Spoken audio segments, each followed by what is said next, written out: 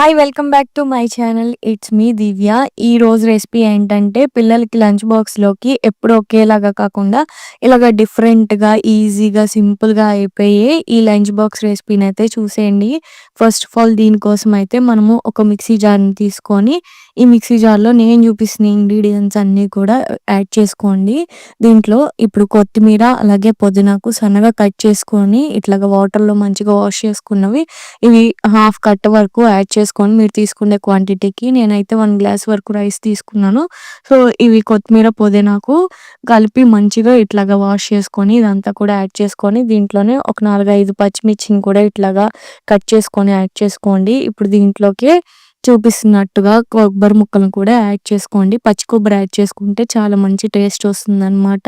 తీసుకున్న రైస్ క్వాంటిటీకి తగ్గట్టుగా ఇంగ్రీడియెంట్స్ అన్నీ యాడ్ చేసుకొని కొంచెం సాల్టు, అలాగే ఒక హాఫ్ టీ స్పూన్ జీలకర్ర వేసుకొని కోర్స్‌గా గ్రైండ్ చేసుకోవాలి. పేస్ట్‌లాగా కాకుండా పల్స్ మోడ్‌లో పెట్టుకుంటే ఇట్లాగా కోర్స్‌గా గ్రైండ్ అవుతుంది.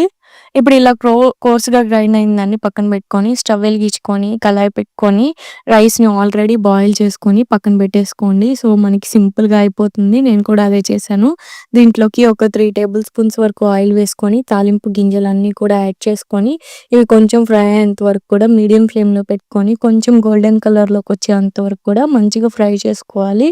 రైస్ ఐటెమ్స్ చేసుకునేటప్పుడు ముందుగా రైస్ చేసి పెట్టేసుకుంటే మనకి సింపుల్‌గా అయిపోతాయి.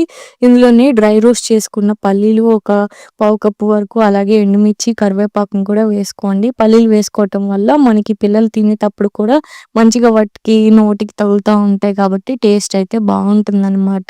మీరు ఇట్లాగా డ్రై రోస్ట్‌యి కాకపోయినా మామూలు పల్లీలైనా వేసుకోవచ్చు. ఇప్పుడు ముందుగా మిక్సీకి వేసుకున్నది కూడా వేసేసుకొని పచ్చివాసన పోయేంత వరకు కూడా లో ఫ్లేమ్‌లో పెట్టుకొని 2-5 నిమిషాల పాటు కలుపుకుంటే మనకి ఈ విధంగా కలర్ అయితే చేంజ్ అవుతుంది. చూస్తున్నారు కదా! ఈ విధంగా అయితే కలర్ చేంజ్ అయిపోతుంది. మనం రెగ్యులర్‌గా కోకోనట్స్ కొడుతూనే ఉంటాం దేవుడి గదిలో పూజకి. అవి నాన్ వెజ్‌లోకి వాడలేం కాబట్టి ఇలా వెజ్ రైసెస్‌లోకి, చట్నీస్‌లోకి యాడ్ చేసుకుంటే సరిపోతుంది. ఉడికించి పెట్టుకున్న రైసు, రుచికి సరిపడంత కొంచెం సాల్ట్ వేసేసుకొని ఇదంతా కూడా మంచిగా మిక్స్ చేసేసుకుంటే మనకి ఈ విధంగా మిక్స్ అయిపోతుంది. ఈవెన్‌గా అయితే మిక్స్ అవ్వాలి రైస్ అంతా కూడా. లో ఫ్లేమ్‌లో పెట్టుకొని రైస్‌ని మంచిగా మిక్స్ చేసుకోండి. స్పైస్ అంటే మనం పచ్చిమిర్చి వేసుకున్నాం కాబట్టి ఇంకా ఏమీ యాడ్ చేసుకోక్కర్లేదు. సాల్ట్ ఒక్కటి యాడ్ చేసేసుకొని ఈ విధంగా మంచిగా మిక్స్ చేసేసుకొని మిక్స్ చేసుకున్న తర్వాత ఒక హాఫ్ నిమ్మకాయ చెక్క రసం కూడా ఇట్లాగా మంచిగా స్క్వీజ్ చేసేసుకొని స్టవ్ ఆఫ్ చేసేసి కలిపెట్టేసుకున్నారంటే మంచిగా గ్రీన్ కోకోనట్ చిత్రాన్నం అయితే రెడీ అయిపోతుందనమాట. ఈ విధంగా అయితే ప్రిపేర్ చేసేసుకోండి. లంచ్ బాక్సెస్‌లోకి పిల్లల కోసం సింపుల్‌గా, ఈజీగా, క్విక్‌గా అయిపోతుంది. కోకోనట్ వేయటం వల్ల టేస్ట్ కూడా చాలా బాగొస్తుందనమాట. ఫైనల్‌గా అంతా ఒకసారి మిక్స్ చేసేసుకున్నాక లంచ్ బాక్స్‌లోకి సర్వ్ చేసేసుకోవటమే. ఈ విధంగా లంచ్ బాక్సెస్ ప్రిపేర్ చేసి పెట్టండి. పిల్లలు ఒక్క ముద్ద కూడా వదలకుండా మంచిగా తినేసొస్తారనమాట.